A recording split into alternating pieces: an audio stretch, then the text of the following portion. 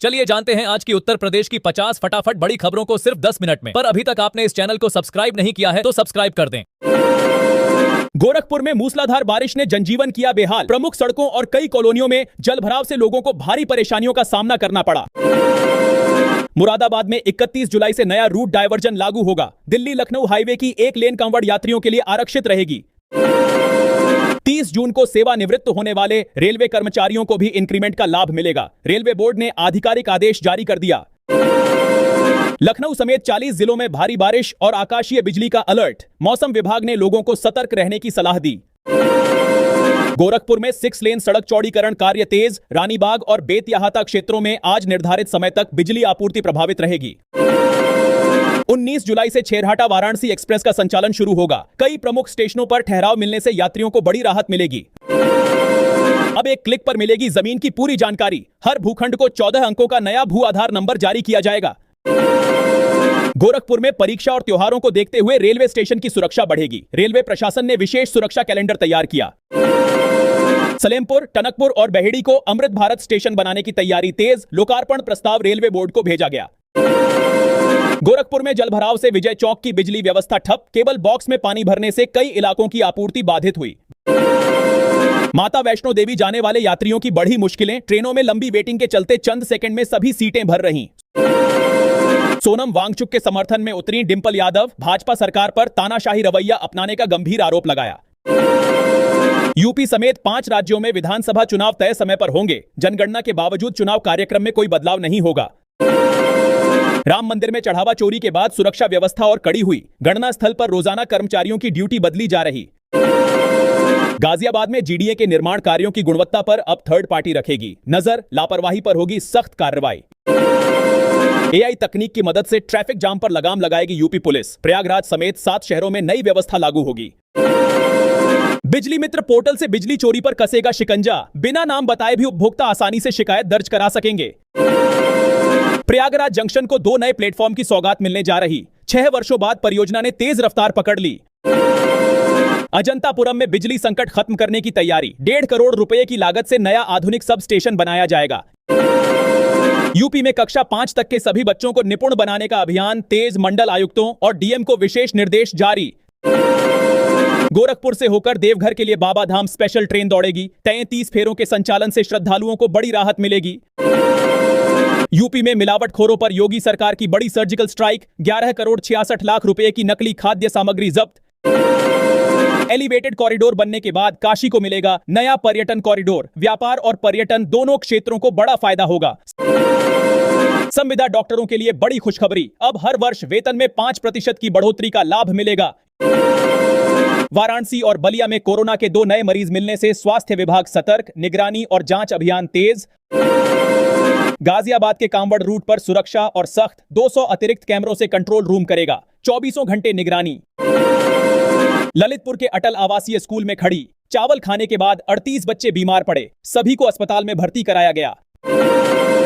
हर घर नल योजना के दौरान रिहंद डैम में गिरे 4 श्रमिक। एक की हालत गंभीर। राहत और बचाव कार्य जारी। जन सरोकारों की मजबूत आवाज बना दैनिक जागरण। गाजियाबाद के विकास और जनहित के मुद्दों को मिली नई पहचान। सुल्तानपुर में सरकारी जमीन पर अतिक्रमण करने वालों पर प्रशासन सख्त। 35 मकानों को नोटिस जारी कर कार्रवाई शुरू। लोनी के सैनिक विहार कॉलोनी में जीडीए का बड़ा अभियान। अवैध निर्माण पर चला बुलडोजर। कई निर्माण ध्वस्त किए गए। आंगनबाड़ी केंद्र में 3 साल का मासूम ताला बंद होने तक बैठा रहा। कार्यकर्ता और सहायिका पर उठे सवाल। रिकॉर्ड एमएसपी का किसानों को मिल रहा फायदा। बाजरा, ज्वार और मक्का की खरीद में भी तेजी दर्ज की गई। लोनी और संजय नगर की हवा हुई खराब, जबकि गोविंदपुरम के लोगों को प्रदूषण से थोड़ी राहत मिली।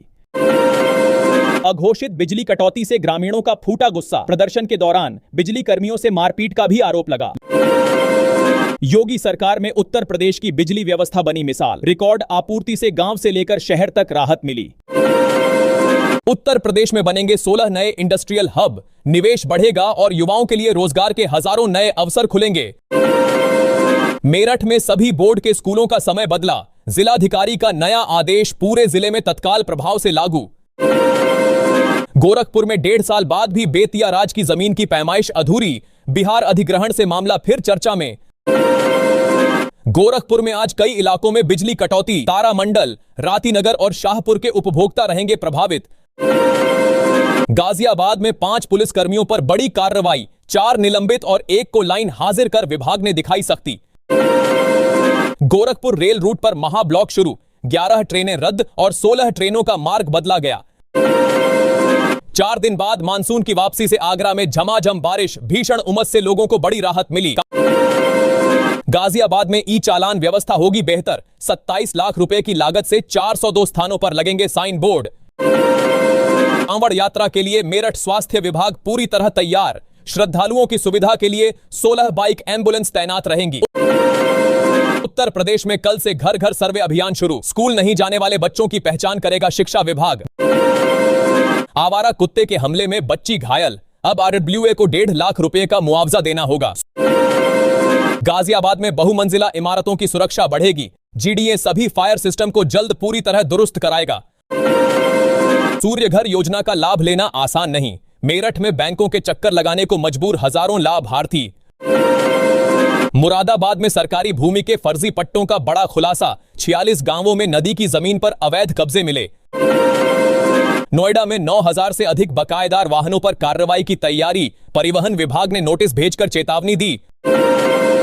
आगरा में करोड़ों रुपए की नकली दवाओं का बड़ा खेल उजागर, फर्जी फर्म बनाकर बिलों में की गई हेराफेरी। फार्मेसी डिप्लोमा छात्रों को बड़ी राहत, अधिक फीस वसूलने वाले संस्थानों की मान्यता रद्द करने की तैयारी शुरू। राम मंदिर चढ़ावा चोरी मामले में एसआईटी की फाइनल रिपोर्ट में हुआ बड़ा खुलासा, चंपत राय पर लगा प्रबंधन में लापरवाही और निगरानी में नाकामी का आरोप। कांवड़ यात्रा के दौरान कई प्रमुख मार्गों पर रहेगा रूट डायवर्जन, यात्रियों से वैकल्पिक रास्तों का उपयोग करने की अपील। एसआईटी रिपोर्ट में टिन्नू यादव की भूमिका आई पहले से कहीं ज्यादा साफ, मंदिर प्रबंधन की हर संवेदनशील जानकारी और हर स्तर तक थी उसकी पहुंच। टिन्नू यादव की सिफारिश पर भतीजे मनीष यादव को मिली थी काउंटिंग रूम में ड्यूटी। बैंक रिकॉर्ड से खुला चोरी का सिलसिला कई महीने पहले से चलने का राज।